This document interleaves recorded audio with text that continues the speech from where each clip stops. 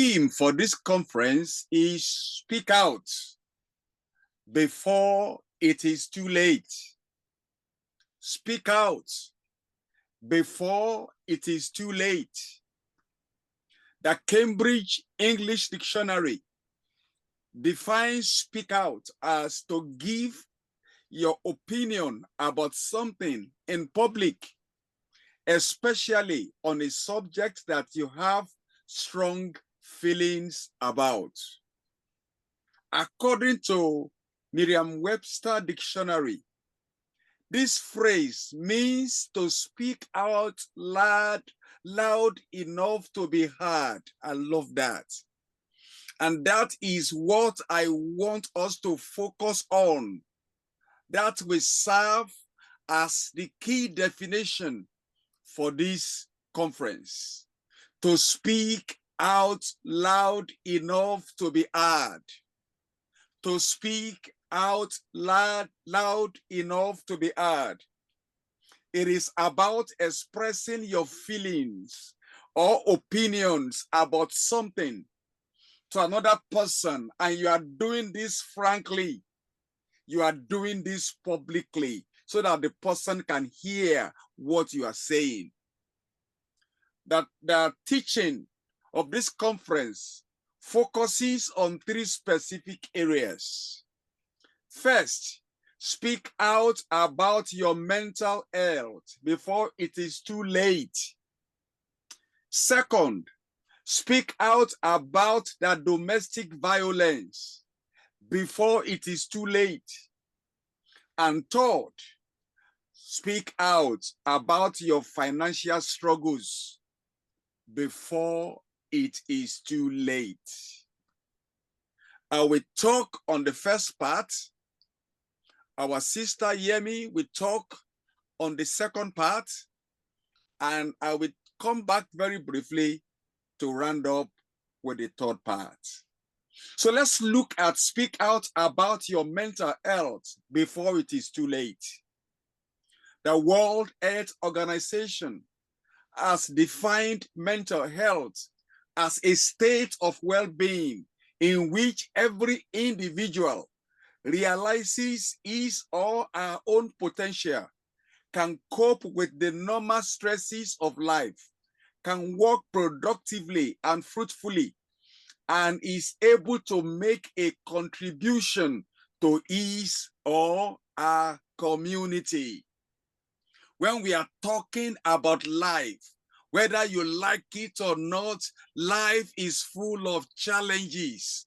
Life is full of stress, but your ability to be able to still manage yourself in the middle of all these challenges, that is what we are referring to as mental health and well-being. Despite all the dramas and the things happening around you, you are still able to hold the center together. You are still sane. This definition may not cover every aspect of mental health and well-being, but it offers us something to reflect on as we come to terms with the topic.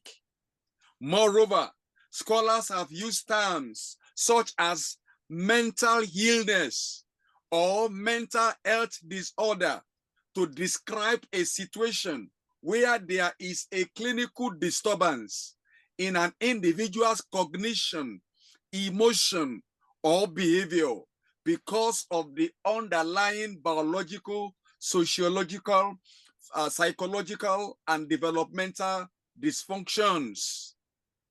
The moment you are not able to think rightly, the moment you are not able to relate normally, the moment you are not able to do what other normal people are doing, then something is wrong. So this disturbance is significant enough to cause impairment in socio, occupational, and other important areas of functioning. Maybe the individual is not able to go to work, or when they go to work, when they say go and bring go and bring pen, and they will go and bring something else. It means something is wrong with them. And let me say this, that everyone, including Christian children, teenagers, elders, older adults, singles, married, separated, divorced, widows, and widowers can struggle with mental illness. We must understand that even more pastors and other church leaders are also coming forward in recent years to openly talk about their mental health challenges. And they are using that now to promote the mental health awareness. Moreover, the mental health challenges of your spouse or your children or siblings or in-laws can also affect yours or impact yours. For example, stress, anxiety, and depression can arise because of financial problems, relationship problems, pressures at work, personal insecurities, and other issues in marriage. It can affect every aspect of your life. Unfortunately, those who struggle with mental health disorders are frequently reluctant to speak up or ask for help because they are worried about the stigma associated with their condition. In addition, they may feel that no one understands them and their situation. And brethren, as we are talking about mental health today, I want us to be reflecting on some important signals or symptoms that you need to look out for. When you look at the symptoms of mental illness, they differ from one person to another, but usually they affect people's emotions, they affect people's way of thinking, they affect people's behavior. Some of the symptoms include feeling sad or down regularly, being confused in your thinking process, inability to concentrate on what you are doing, excessive fears or worries about something. Maybe you are worried about your marriage, worried about your relationship, worried about your children, worried about your finances. It may also include extreme feelings of guilt or being ashamed, and this is happening to you over a long period of time. Unpredictable mood changes. It may go up, it may go down, highs and lows. Frequent withdrawal from family, friends, and activities, constant tiredness or low physical energy, sleeplessness or insomnia, detaching yourself from reality, hallucinations, struggling to cope with daily problems or stress, addiction to sex, food, alcohol, and drugs, having difficulties relating to situations and people. Even for some, it can manifest through eating disorder, changes in sex drive. They are just no longer interested in having sex, excessive anger, self-harm, hostility and violence, and suicidal ideation. Some people will begin to think of taking their own lives because they believe the problem is too much. In addition, scholars and medical practitioners have suggested that some symptoms of mental health disorder may appear as physical problems, such as stomach pain, back pain, headaches, and other unexplained pains in the body. It is important for you to speak out and seek for help if the above persist in your life for a longer period. That is why today we are talking about speaking out before it is too late. Scholars have suggested that many factors can be responsible for human mental illness. First is the inherited factor. The argument is that mental illness is more common in people whose parents or blood relatives have had mental illness. This is because certain genes may increase the risk of developing mental illness, especially if life situations triggers it for them. Second is environmental factor before birth. The argument is that exposure to environmental stressors, inflammatory conditions, toxins, alcohol, or drug while in the womb can sometimes be linked to mental illness. For example, I read a book about 2 years ago from a scholar called Gerhardt. She mentioned that the trauma of a mother can affect the condition of a baby from the womb during pregnancy until the child is 2 years old.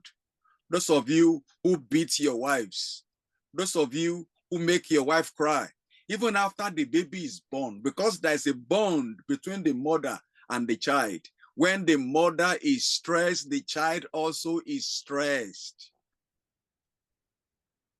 So, third is the brain chemistry factor. The neurotransmitters are naturally occurring brain chemicals that carry signals to other parts of the brain and body. The argument is that when the neural networks involving these chemicals are impaired, the functions of nerve receptors and nerve system change can lead to depression and other emotional disorders. According to Kirkbride, the social determinants of mental health and disorder in the community include factors such as income, employment, socioeconomic status, education, food security, housing, social support, discrimination, childhood adversity, as well as the neighborhood social and physical conditions in which people live, and the ability to access acceptable and affordable healthcare. So this third factor is the aspect that I want us to look at very closely. This is very common in our society. Some people don't have history of mental health in their family, but because they are exposed or they marry the wrong person and that person is making their life difficult, they end up exhibiting this trait of mental illness. For example, the death of a loved one, divorce and separation, financial problems, an ongoing chronic medical condition, traumatic experience, maybe those who just came back from war, childhood history of abuse or neglect, all these can trigger mental illness. So the effect of mental illness on the sufferer can be temporal or it may be long-lasting. For example, there are many stories in the newspapers of people who jumped into moving trains because of problems. They're tired of lives. Or some jumping from high-story buildings because of failed relationships. Many people have ended up in the psychiatry hospital or mental world because of all these challenges. There's one more thing I want to add to it, which scholars are not talking about. I would like to argue for the fourth factor, which I would call the spiritual factor. Here, we are talking about demonic attack. Here, we are talking about other spiritual elements. In my view, lack of spirituality can lead to challenges in mental health. Contrary to the arguments of scholars such as Sigmund Freud and others about the negative impact of religion on humanity, Abraham Verghese has been able to convincingly bring out the importance of spirituality in mental health. And when you look at it, the sin factor is something that we all struggle to deal with. This can lead to guilt. It can lead to emptiness and a void that only God can fill in us. So a lack of spirituality can be linked to an increased risk for mental health issues like anxiety, depression, and so on and so forth. The reality is that humans are natural and spiritual beings. There is need for holistic solution to human problems and not just treating one or some part. Therefore, spirituality can provide a sense of purpose, meaning, and coping mechanism. In fact, positive religious or spiritual beliefs and practices are often associated with improved mental well-being, greater hope, and better resilience against life challenges. So, brethren, what we are trying to say here is when you find yourself in situations like this, there is need for you to speak out. There is need for you to ask for help. I'm looking at time and I will not be able to cover all the things about how you can address the issue of mental health in your marriage, because I'm hoping that when we get to the question time, we'll have more time to be able to deal with these. But there's one important thing I want to emphasize, and that has to do with speaking to someone. Speaking to someone, especially within the faith community. Speaking to someone, asking for help. God has not created us to carry all the burdens in this world alone. That is why sometimes when we look at the spiritual factor, we come before God in prayer, we cry to God about our situation, we appear before God in praise and worship, we also fellowship with other Christians, we also talk to people who are facing similar situations that we are going through. Maybe it is childlessness. The reality is you are not the first and you will not be the last. Maybe it's divorce. The reality is you are not the first and you will not be the last. So talking to people, practicing gratitude, confession of sin, participating in praise and worship, and doing as much as you can in terms of your mental health. I always tell people, and I will tell you here also, it is part of God's blessings for us to be married.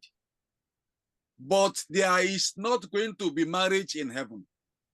And the reality is that you don't want to kill yourself because of any man. You don't want to kill yourself because of any woman.